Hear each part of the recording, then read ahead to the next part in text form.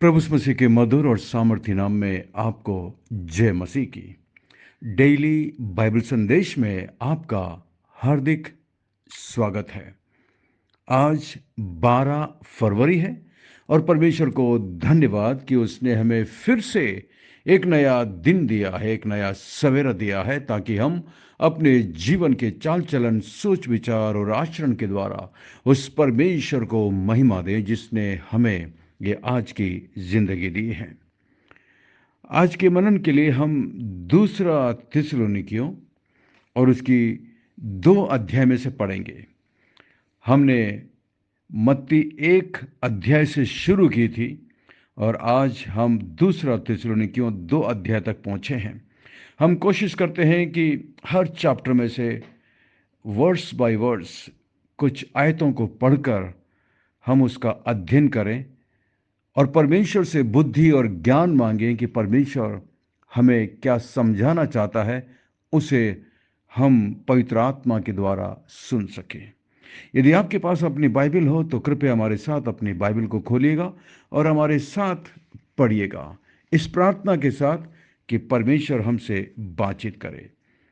दूसरा कुरिन्थियों 2 अध्याय में मुख्य तौर पर आप देखेंगे कि पौलुस थिस्सलुनीकियों के विश्वासियों को लिखते हुए ये बताना चाहता है कि शैतान किस तरीके से इस संसार के अंदर कार्य कर रहा है, और विशेष करके वो ये कार्य कर रहा है कि वो अपने आप को लोगों के सामने ऐसा पेश करे कि लोग प्रभु यीशु मसीह को भूल जाएं, उसके दूसरे आगमन को भूल जाएं और प्रभु यीशु मसीह के दूसरे आगमन के बारे में लोगों को कंफ्यूज करे, जैसा कि वो शुरू से करता आया है। 2 अध्याय और इसके पहली आयत में देखिए, हे भाइयों, अब हम अपने प्रभु यीशु मसीह के आने और उसके पास अपने इकट्ठे होने के विषय में तुमसे विनती करते हैं कि किसी आत्मा या वचन या पत्री के द्वारा, जो कि मानो हमारी ओर से हो, ये समझकर कि प्रभु का दिन आ पहुंचाए, तुम्हारा मन अचानक अस्थिर न हो जाए और न तुम घबराओ। इस पत्र को, इस आयत को पढ़कर हम ये जान सकते हैं पौलुस उन लोगों को लिखता है क्योंकि उनके अंदर प्रभु यीशु मसीह के आगमन के बारे में कुछ उलझने हैं, कुछ गलत शिक्षाएं फैलाई जा रही है और कुछ लोगों ने उन्हें ये बताना शुरू कर दिया है कि प्रभु का जो आगमन है वो हो चुका, या कुछ उन्हें ये बताने लगे कि वो अंतिम समय शुरू हो चुका है, अंतिम समय आ चुका है, और उन्हें घबरा देते हैं। और यहाँ तक कि कुछ लोग तो उन्हें ये बताने लगे कि पौलुस ने ऐसा लिखा है, और कुछ पत्रियों को उठाकर, किसी दूसरों की पत्रियों को उठाकर पौलुस की पत्री बोलकर उन्हें विचलित कर रहे थे। जैसा यहाँ पर पौलुस कह रहा है, मानो हमारी ओर से हो, किसी पत्र के द्वारा जो कि मानो हमारी ओर से हो, ये समझकर कि प्रभु का दिन आ पहुंचा है, तुम्हारे मन में अचानक आप अस्थिर ना हो जाओ और ना घबराओ। इनके अंदर घबराहट आ गई थी, अस्थिर हो गए थे, विश्वास में पिछड़ने लगे थे, और यही तो शैतान की मुख्य योजना है शुरू से लेकर, और आज भी वो इसी काम में लगा हुआ है। तीसरे आयत में, किसी के धोखे में ना आना, किसी भी रीति से किसी के धोखे में ना आना, क्योंकि वो दिन न आएगा जब तक धर्म का त्याग ना हो ले। यानी कि जब तक पूरी तौर से धर्म का त्याग ना हो ले, चारों तरफ धर्म का त्याग होगा, धर्म का विरोध होगा, सच्चाई का विरोध होगा। और लिखा है, वे पाप का पुरुष अर्थात विनाश का पुत्र अर्थात शैतान या क्रिस्त विरोधी प्रकट होगा, जो विरोध करता है हर एक से जो ईश्वर या पूज्य कहलाता है, अपने आप को बड़ा ठहराता है, यहाँ तक कि वे परमेश्वर के मंदिर में बैठकर अपने आप को ईश्वर ठहराता है। तो ये अंतिम समय के दिनों की पौलुस बातचीत कर रहे हैं कि शैतान किस तरीके से काम करेगा, और वो अपने आप को ईश्वर बताना शुरू करेगा, आश्चर्य कर्म चमत्कार करेगा, ताकि लोग उस पर विश्वास करें। आज भी आप देख सकते हैं, हम इन सारी चीज़ों को हमारे आसपास में देख सकते हैं, किस तरीके से चिन्ह और चमत्कार हो रहे हैं, झूठी शिक्षाएं फैलाई जा रही है, मसीहत के नाम पर गलत शिक्षाएं फैलाई जा रही है, गलत डॉक्ट्रिन फैलाई जा रही है। आपको और हमें सावधान रहने की आवश्यकता है। पौलुस आगे बताता है, क्या तुम्हें स्मरण नहीं कि जब मैं तुम्हारे यहाँ पर था तो तुमसे यही बातें किया करता था कि तुम वस्तु को जानते हो जो उसे अभी रोक रहा है कि वो अपने ही समय में प्रकट हो। पौलुस ये कह रहा है कि मैं तुम्हें समझाता था इस विषय पर, और वास्तव में इस वक्त कोई चीज है जो उस दुष्ट को पूरी तौर से अपने आप को प्रकट करके काम करने के लिए रोकता है, यानी कि शैतान को रोक रहा है। वो कौन सी चीज है? बाइबल के स्कॉलर्स अलग अलग प्रकार से अंदाज लगाते हैं। कुछ लोग बोलते हैं कोई स्वर्गदूत है जो इसे रोक रहा है, कुछ लोग बोलते हैं कि पवित्र आत्मा है जो इसको रोक रहा है। खैर जो भी है, परमेश्वर अपनी शक्ति और सामर्थ्य के द्वारा उन चीज़ों को रोकता है। अपने समय पर परमेश्वर उन्हें इन सारी चीज़ों को करने की आज़ादी देगा। एक समय आएगा जब पूरी तौर से वो अपने आप को ईश्वर ठहराने की कोशिश करेगा, यानी कि क्रिस्त विरोधी, मसीह विरोधी। वो कौन व्यक्ति है ये हम नहीं जानते, लेकिन वो अपने आप को किसी न किसी मनुष्य के द्वारा प्रकट करेगा। साथ में, क्योंकि अधर्म का भेद अब भी कार्य करता जाता है और एक रोकने वाला है, और जब तक वो दूर ना हो जाए वो रोके रहेगा। यानी कि एक समय आएगा जब परमेश्वर अपनी पवित्र आत्मा को, या अपने उस स्वर्गदूत को, या अपने उस पवित्र वचन को हटा लेगा, और तब शैतान पूरी तरीके से इस संसार के अंदर कार्य करेगा।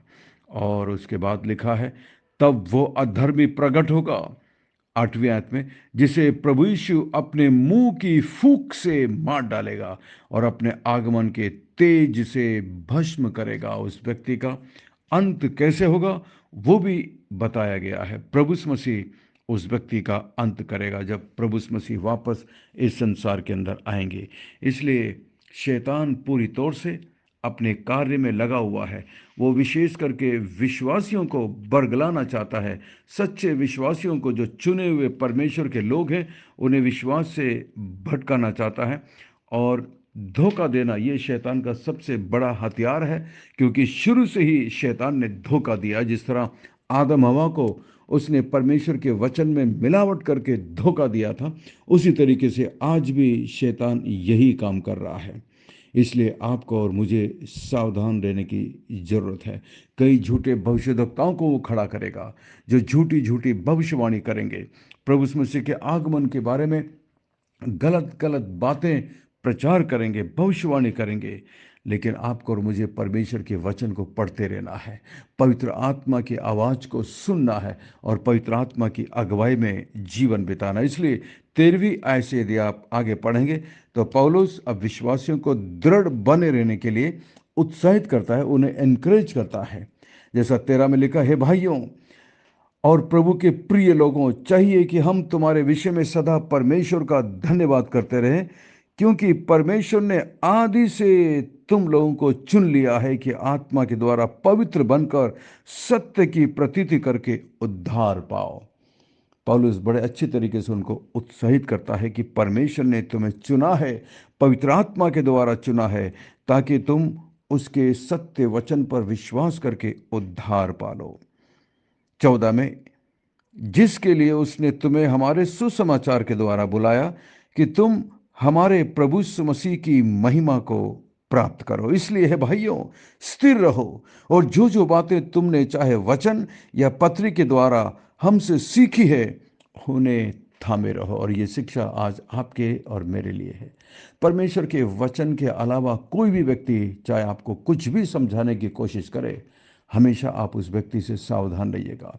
और आज हैं बहुत सारे लोग हैं जो परमेश्वर के वचन के अलावा आपको कुछ बातें बताना शुरू करेंगे। वो ये दावा करेंगे कि परमेश्वर ने ये प्रकाशन मुझे दिया है, परमेश्वर ने ये भविष्यवाणी मुझे दी है, परमेश्वर ने ये वचन मुझे दिया है। जो व्यक्ति ऐसा बोलता है, आप उस व्यक्ति से बहुत बहुत सावधान रहिएगा, क्योंकि परमेश्वर को जो कुछ बोलना था, जो कुछ वचन देना था, जो कुछ दर्शन देना था, जो कुछ भविष्यवाणी करनी थी, वो सब कुछ आज परमेश्वर ने हमें अपने पवित्र वचन के द्वारा हमारे हाथों में दे दिया है। अब परमेश्वर अलग से कोई विशेष दर्शन या संदेश किसी को नहीं देता। जो कुछ देना था उसने वचन के अनुसार दे दिया है, और परमेश्वर अपने वचन को कॉन्ट्रडिक्ट नहीं करेगा। परमेश्वर अपने वचन के विरुद्ध में कभी भी कुछ नहीं करेंगे। इसलिए मैं बाइबल संदेश में कोशिश करता हूं कि मैं परमेश्वर के वचन को ही पढ़कर एक्सप्लेन करूं और इसमें मैं हम अपनी तरफ से कुछ ना जोड़ें, क्योंकि यदि मैं ऐसा करता हूं तो मैं जानता हूं यह बहुत गंभीर बात है और परमेश्वर मुझे इसकी सजा देंगे। इसलिए पौलुस बोलता है कि स्थिर रहो, सावधान रहो, तुम चुने गए हो। इसलिए जो कुछ तुमने वचन के द्वारा या इन पत्रियों के द्वारा जिसे तुमने हमसे सीखा है उसको थामे रहो।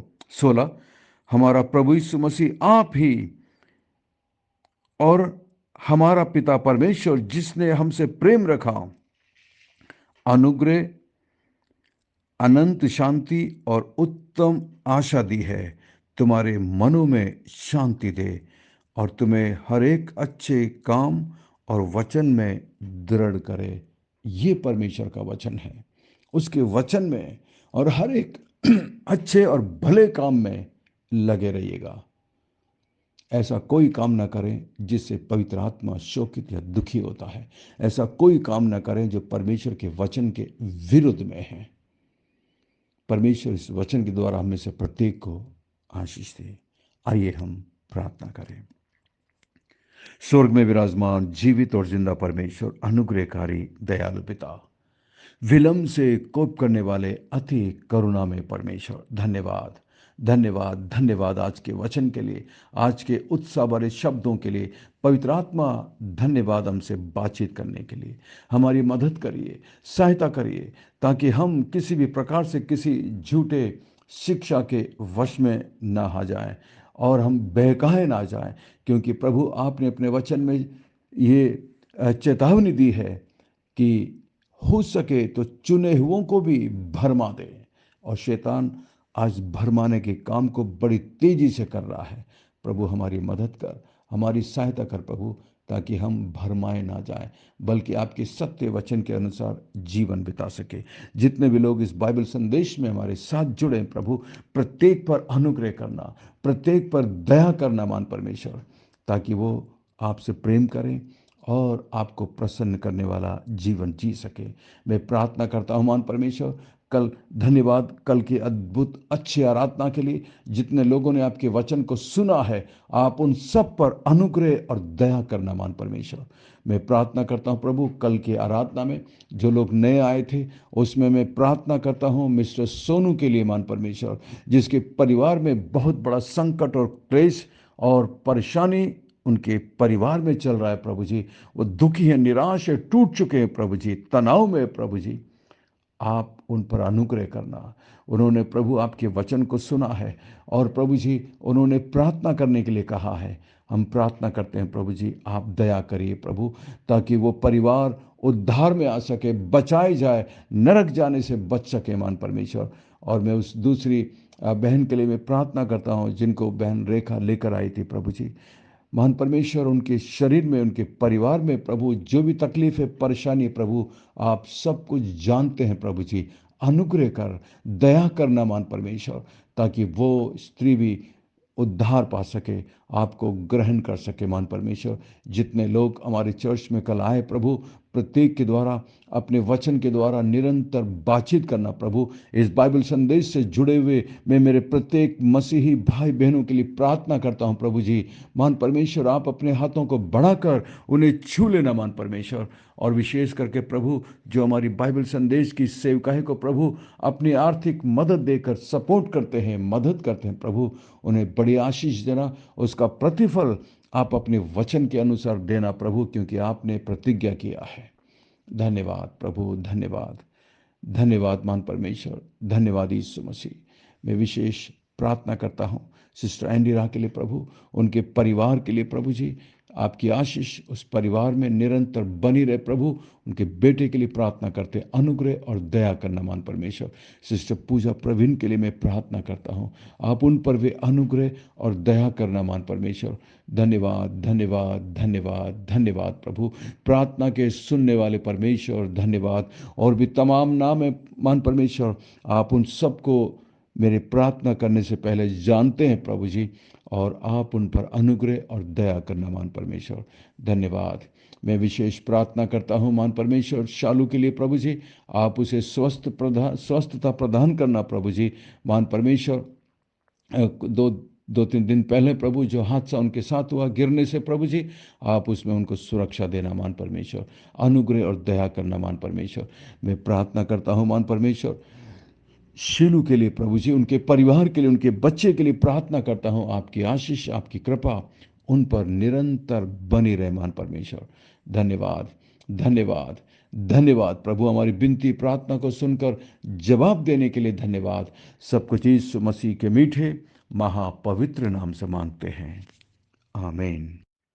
आज के सवाल में 13वीं आयत को पढ़कर बताइएगा कि पौलुस थिस्सलुनीकियों के विश्वासियों के बारे में कहता है कि वो परमेश्वर का धन्यवाद करते हैं उनके लिए।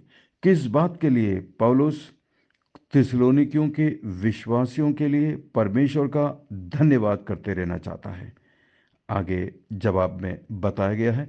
13 आयत को पढ़कर बताइएगा कि पौलुस क्यों थिस्सलुनीकियों के विश्वासियों के लिए धन्यवाद देना चाहता है।